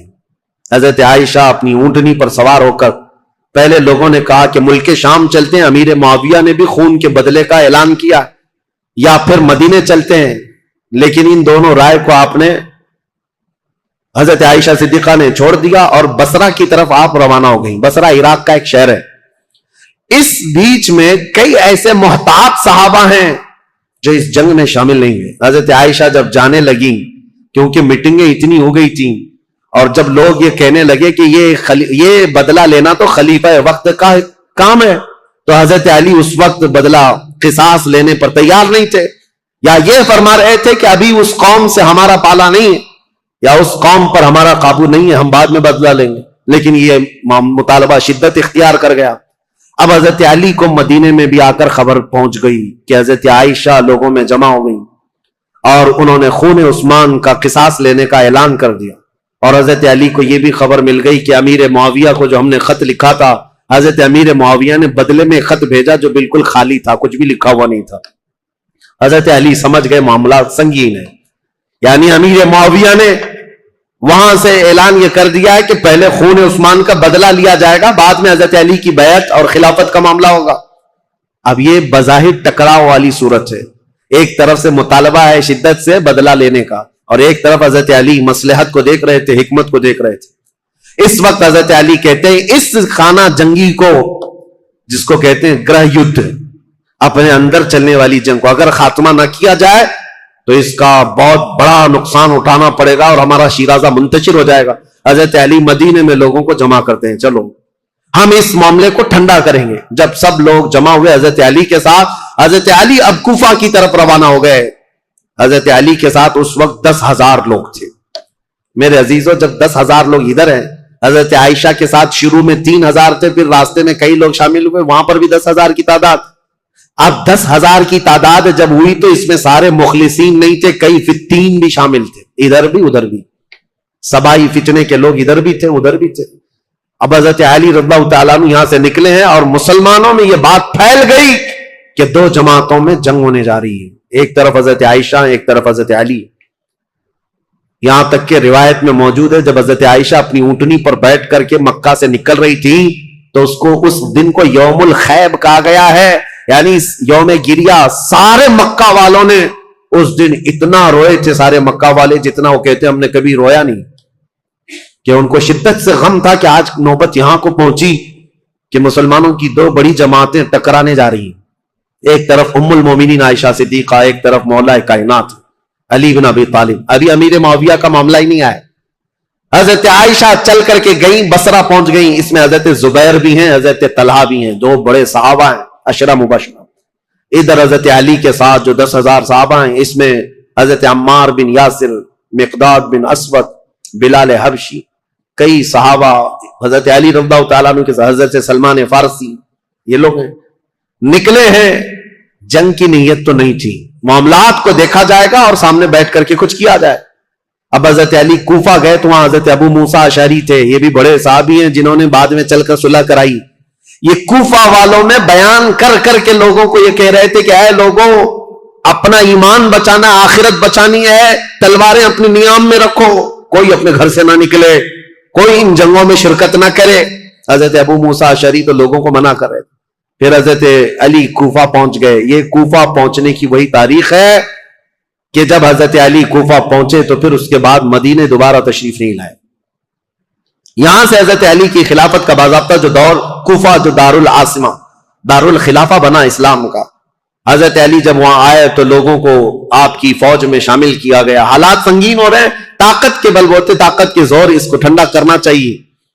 اب اس میں محتاط صحابہ جو تھے ان کی بھی رائے میں بتاتا ہوں.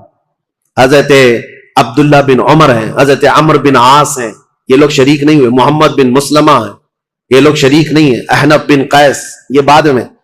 ان لوگوں سے حضرت علی نے بلا کر کے کہا بھی تھا کہ تمہاری رائے کیا ہے. حضرت عمر بن عاص نے کہا کہ میں چل تو پڑوں گا آپ کے ساتھ، لیکن بس اتنی شرط ہے آپ مجھے وہ تلوار دیں جو تلوار یہ پہچانتی ہو کون سی گردن مسلمان کی کون سی کافر کی.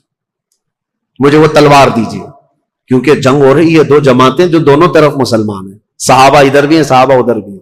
عمر بن عاص نے کہا میرے پاس ایسی تلوار نہیں جو پہچانتی ہو گردن کس کی ہے، اگر یہ مل گئی تو پھر شریک ہو جاؤں. اس کے بعد حضرت محمد بن مسلمہ کو بلا کر پوچھا کہ آپ کیوں نہیں؟ کہا میں نے رسول اللہ صلی اللہ تعالی علیہ وسلم سے سنا تھا، میرے آقا نے فرمایا تھا محمد بن مسلمہ اس تلوار کو کبھی نیچے ہونے نہیں دینا، اعلاء کلمت الحق کے لیے استعمال کرنا، اور جس دن یہ نوبت آ جائے کہ یہ تلوار تجھے کسی مسلمان پر اٹھانی پڑے تو احد پہاڑ کے پاس جا کر کسی پتھر پر تیری تلوار توڑ دینا، मोहम्मद बिन मसलमा कहते हैं कल रात जाकर मैंने अपनी तलवार तोड़ दी, आज नौबत यहां पहुंच गई है कि हमें तलवार उठानी पड़ रही है, मैं तो तलवार तोड़ चुका हूं। हजरत अब्दुल्ला बिन उमर, इन्होंने भी यही कहा कि मैं फर्क नहीं कर पाऊंगा कि कौन हक पर है कौन किस पर है, इसीलिए मैं इसमें शरीक नहीं हूं। कुछ मोहतात सहाबा इनमें नहीं आए, लेकिन हजरत अली जब सफर पर रवाना हो, याद रखो मुसलमानों, ईमान की हिफाजत इसी में है, दोनों जगह का बैलेंस बरकरार रखो, उम्मुल मोमिनीन का भी मौलाए कायनात का भी, दोनों रसूलुल्लाह की कराबतदार हैं, रिश्तेदार हैं। हजरत आयशा सिद्दीका जब आई तो अब मशवरे हो रहे थे, मीटिंगें हो रही थी, उनके खुतबे इतने पुरअसर थे कि लोग जमा हुए। जब वो बसरा में गई तो 12,000 लोग जमा हुए, कहा कि नहीं हक पर है, खून उस्मान का बदला लेना चाहिए।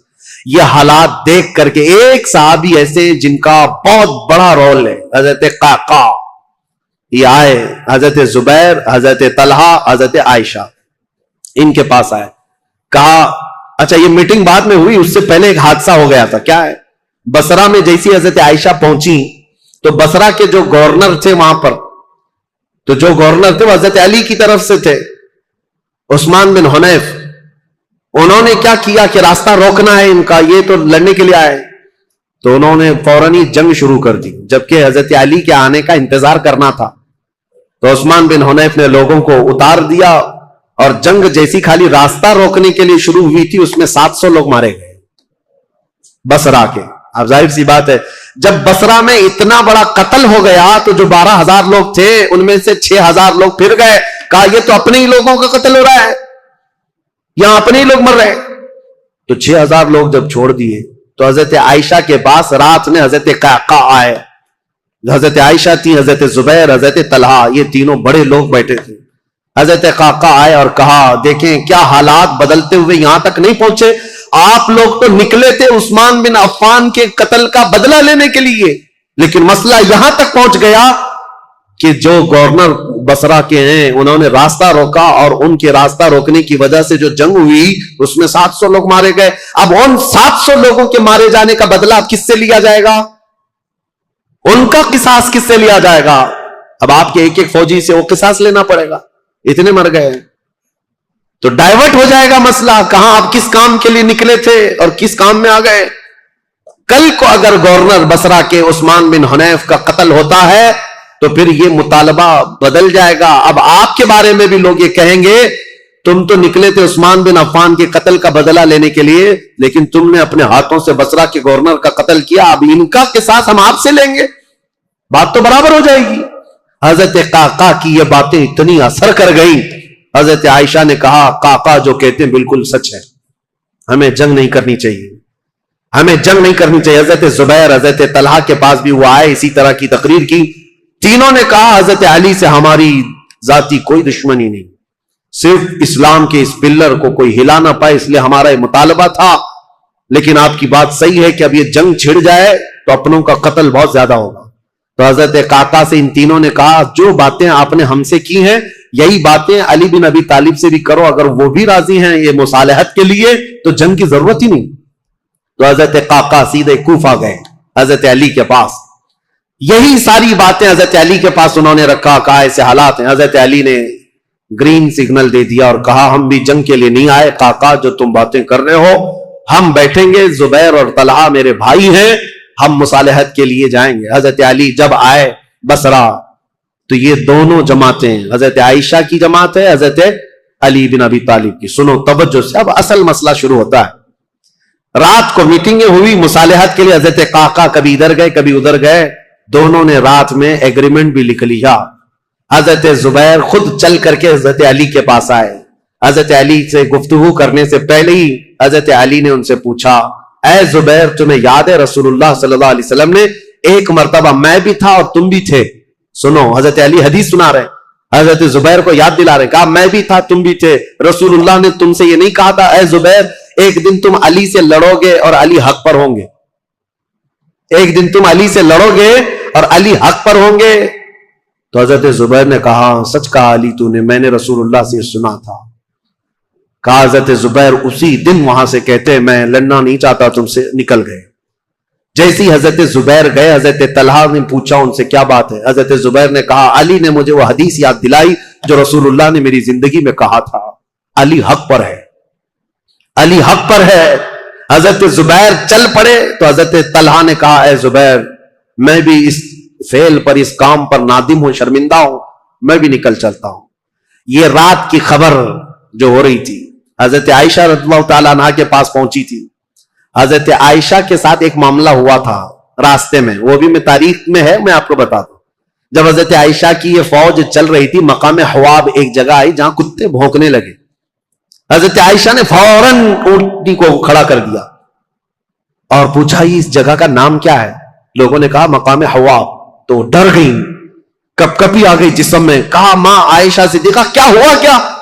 कहा मैंने रसूलुल्लाह से एक हदीस सुनी थी, मेरे आका ने फरमाया ऐ आयशा, एक बार तुम मुसलमानों के साथ सफर पर होगी तो अल्लाह की कसम देता हूं उस जमात में तुम मत जाना जिसमें हवाब के कुत्ते भौंकेंगे।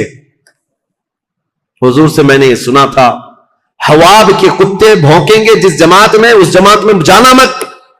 हजरत आयशा ने कहा कि अगर यहां हवाब का मकाम है तो कुत्ते भौंक रहे हैं और मैं नहीं चाहती कि इस जमात में हूं। ये बसरा आने से पहले की बात है। लेकिन क्या बताएं, जमात में फितना अंगेजी करने वाले जो सबाई लोग थे, उनमें 40 लोग ऐसे आए जिन्होंने अल्लाह रसूल की कसम उठाई, कुरान की कसम उठाकर कहा यह हवाब का मकाम है ही नहीं, हवाब है नहीं, ये दूसरी जगह है, यहां के कुत्ते रोज भौंकते रहते। हजरत आयशा को हलफ लेकर के उन्होंने कहा यह हवाब का मकाम नहीं है। तब हजरत आयशा फिर चल पड़ी, जबकि वो मकाम हवाब ही था। हजरत आयशा जब बसरा पहुंची तो अब हालात जो मुसालहत के हो रहे थे, रात को एग्रीमेंट लिख दिया गया। लेकिन जैसे ही ये सबाई 3 लोगों को पता चला दोनों जमातों में सुलह हो रही है, तो दोनों जमातों में सुलह की बात सुनकर ये सबाई लोग जितने जंग में शरीक थे सबके सब भड़क उठे और कहा हम यहां तक सुलह करने आए हैं, हम तो एक दूसरे की गर्दन मारने आए हैं, अगर ये बड़े लोग सुलह कर रहे हैं तो हम तो नहीं सुलह करेंगे। ये फितना उठाया गया और सुबह होते ही हजरत जुबैर जा रहे थे, अपना सामान लेकर उस मैदान से निकल रहे थे। एक सबाई शख्स आया और हजरत जुबैर को पीछे से नेजा मारकर शहीद कर दिया। रसूलुल्लाह सल्लल्लाहु अलैहि वसल्लम के भाई, फुफेरे भाई, अशरे मुबशरा में से हजरत जुबैर जैसे ही शहीद हुए, हजरत तलहा दौड़ते हुए आए कि जालिम जमात ने हजरत जुबैर को मार दिया है, रसूलुल्लाह के उस सहाबी का कत्ल हुआ, ये पहला कत्ल हुआ है। जैसी हजरत तलहा उनकी लाश के पास दौड़ते हुए आए, इन सबाइयों ने हजरत तलहा की भी गर्दन मार दी। 2 अशरे मुबशरा में से सहाबा थे, कत्ल हो गए। अब हुआ ये कि जैसे ही हजरत जुबैर और हजरत तलहा शहीद हुए तो ये जो जमात आई थी, इन सब में ये ऐलान हुआ कि हजरत अली के साथ जो जमात आई है उन्होंने वादा खिलाफी की है, रात को सुलह किया और सुबह कत्ल किया है। इस एतबार से जंग शुरू हो गई। इधर से जो हजरत आयशा के साथ लोग आए थे वो जंग में कूद पड़े और उधर से जो थे वो भी जंग में कूद पड़े। ये घमासान की जंग चलती रही। इतनी सख्त जंग थी, इतनी सख्त जंग थी कि एक दिन के अंदर 12,000 मुसलमान कत्ल हुए। बहुत सख्त किस्म की यह तारीख है। ये मुझे बताना इसलिए भी जरूरी है कि कोई उठ पटांग तुम्हारे दिलों में न डाल दे। हुआ क्या था हकीकत ये मैं बता रहा हूं। लेकिन हजरत आयशा रज़ियल्लाहु ताला अन्हा अब बात करना चाह रही हजरत अली से और हजरत अली आयशा से बात करना चाह रहे हैं। बीच में रास्ता ऐसा जंग का घमासान छिड़ा हुआ है कि ना एक दूसरे से बात करने का मौका मिल रहा है। यहां तक कि हजरत आयशा का ऊंट जिस पर वो बैठी हुई थी, इसका नाम ही जंग जमल है। जमल अरबी में ऊंट को कहते हैं, नाम ही जंग का जमल रख दिया गया क्योंकि ऊंट पर एक झोपड़ी लगाई जाती थी कजावा, उसमें हजरत आयशा बैठी हुई थी। उस ऊंट पर इतने हमले कर दिए थे, इतने हमले कर दिए इधर की जमात वालों ने कि हजरत आयशा की हिफाजत के लिए जो उधर मौजूद थे वो अज़द कबीले के लोग, उनमें से ऊंट की हिफाजत के लिए 700 लोग कत्ल हो गए थे। एक गिरता था, दूसरा पकड़ता था, दूसरा गिरता था, तीसरा पकड़ता था, लेकिन उन जानबाजों ने ऊंट को गिरने नहीं दिया। हजरत अली रज़ियल्लाहु ताला अन्हु ने फिर हिकमत के साथ फरमाया कि ये जंग खत्म होगी उस वक्त जब ये ऊंट बैठेगा। तो अपनी एक मोतमद जमात को जो अहले हक थे उनको भेजा कि जाओ तुम किसी न किसी तरह से ऊंट को नीचे पैरों की तरफ से कुछ जख्मी कर दो या किसी तरह ऊंट बैठ जाए। वो गई एक जमात हजरत अली की तरफ से जंग के लिए नहीं, उन्होंने किसी न किसी तरह ऊंट को बिठा दिया। जैसे ऊंट बैठ गया, उम्मुल मोमिनीन नीचे आई। अगर हजरत आयशा सिद्दीका के साथ कुछ भी हो जाता, उम्मत में बहुत बड़ा फितना होता। रसूलुल्लाह की ज़ौजा के साथ अगर किसी ने हाथ भी लगाया होता, उस वक्त बड़ा मसला होता। हजरत अली के लिए कितना बड़ा चैलेंज था ये, उनकी खिलाफत के दौर का सबसे बड़ा चैलेंज है। एक तरफ उम्मुल मोमिनीन की इज्जत को बचाना है, क्योंकि पूरे मोमिनीन का वकार है, रसूलुल्लाह का घर है, तो हजरत अली ने गिरने नहीं दिया। और उसके बाद हजरत अली रज़ियल्लाहु तआला अन्हु ने पैगाम भेजा हजरत आयशा को किसी न किसी तरह से उस कजावे से निकाल कर लाया। जैसे ही निकाल करके लाया गया, उम्मुल मोमिनीन रो रही थी। हजरत अली करमल्लाहु वजहुल करीम वहां गए तो इनकी आंखों में बेइख्तियार आंसू थे, फूट कर रो रहे थे, क्योंकि जानते थे एक ही घर के हैं। हजरत अली रज़ियल्लाहु तआला अन्हु से सबसे पहले हजरत आयशा खड़ी हुई, कहा, ऐ अली बिन अबी तालिब, सिर्फ एक गलत फहमी की वजह से यहां तक मामला पहुंच गया। हजरत अली ने कहा, मां आयशा सिद्दीका, आप सच कहती हैं कि गलत फहमी ने यहां तक पहुंचा दिया। दोनों के वही जुमले थे, दोनों के वही जुमले थे। हजरत आयशा कहती है, मैं हरगिज नहीं चाहती थी कि खूने मुस्लिम बह जाए, किसी मुसलमान का कत्ल हो जाए, लेकिन इतना बड़ा मामला पेश आया। दोनों ये अजीम साहबा, वो ज़ौजा हैं, ये साहबी हैं, दामाद हैं, रोने लगे। इस मामले पर बहुत गिरिया वजारी की। उसके बाद मौला कायनात अली बिन अबी तालिब बैठे हुए थे। एक शख्स आया, हजरत जुबैर के कत्ल का पैगाम लेकर आया। कहा, हजरत जुबैर को नेजा मारकर शहीद किया गया है। हजरत अली ने कहा, सुनो, रसूलुल्लाह सल्लल्लाहु अलैहि वसल्लम की हदीस में उसको सुना दूं जिसने हजरत जुबैर को कत्ल किया।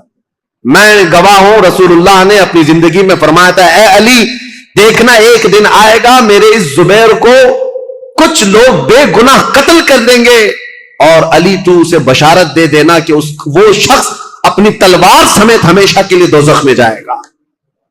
हजरत अली ने कहा, बशारत हो तुझको इब्ने सफिया का कत्ल करने वाले, क्योंकि हजरत जुबैर की मां का नाम सफिया था, जो रसूलुल्लाह की फूफी, उनके कत्ल करने वाले को हजरत अली ने जहन्नम की बशारत दी।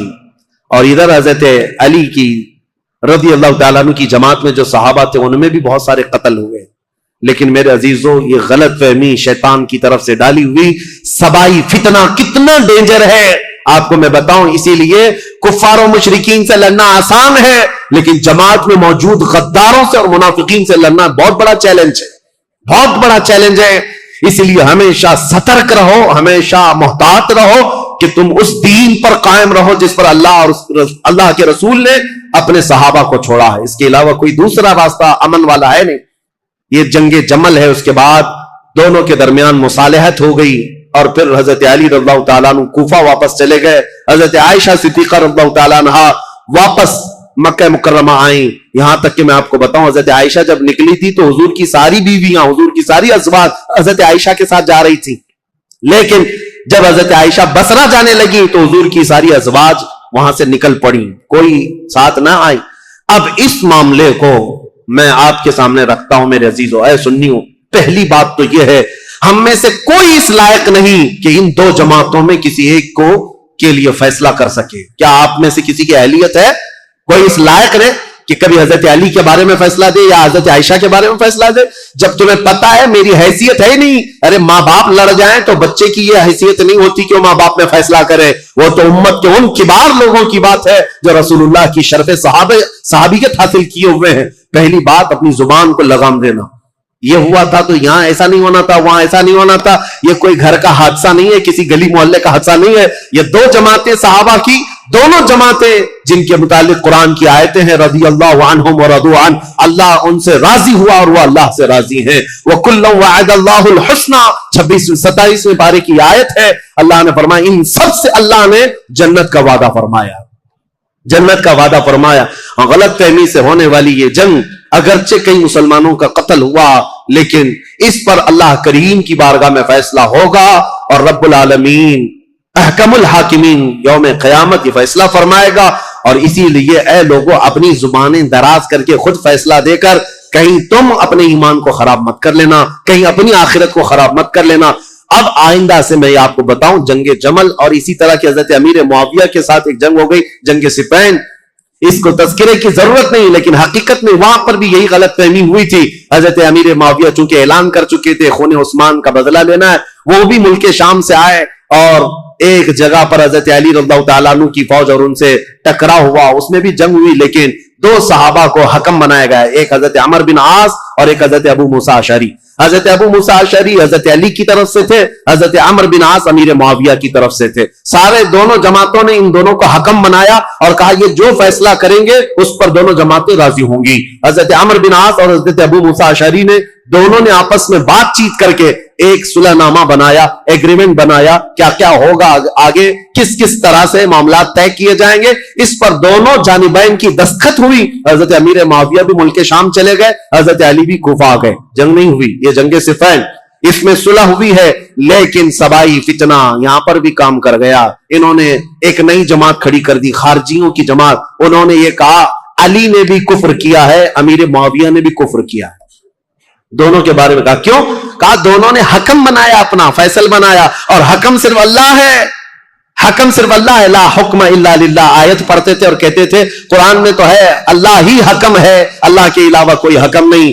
حضرت علی نے اس کے متعلق یہ فرمایا تھا, کلمۃ حق ارید بہا الباطل, کلمہ تو حق ہے جو کہہ رہے ہیں, لیکن اس سے معنی باطل مراد لے رہے ہیں. جیسے آج بھی بہت ساری جماعتیں ہیں آیتوں کو کس پر فٹ کر دیتے ہیں, مشرکین پر اتری ہوئی, مشرکین کے لیے اتری ہوئی آیتیں وہ مومنین پر فٹ کر دیتے ہیں.